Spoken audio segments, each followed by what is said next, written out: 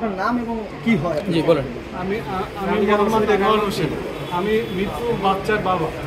আমি আসছি যে আনুমানিক পিক উঠে নামে এই ব্যথা ওঠে আর কমে, সেই জন্য আমি 5:30 থেকে আনুমানিক 6টার ভিতরে হাসপাতাল আনছি, যাতে আমি ডাক্তারের সাহায্য নিতে পারি যে ব্যথাটা কীভাবে ডেলিভারি হয় সুন্দরভাবে।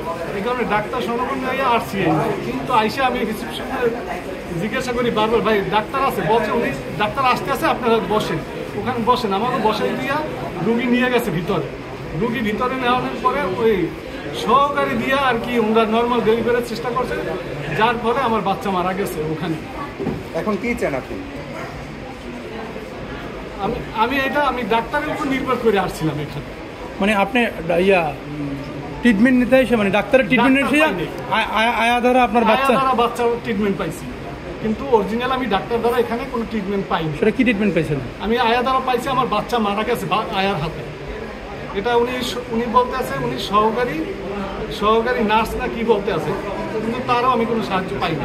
কাছাকাছি ছিলেন? আমি কাছাকাছি ছিলাম।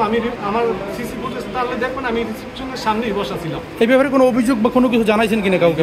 আমি এইভাবে অভিযোগ কেউই আমাদের জানাইনি। করবেন কিনা ভবিষ্যতে প্রয়োজন করতে।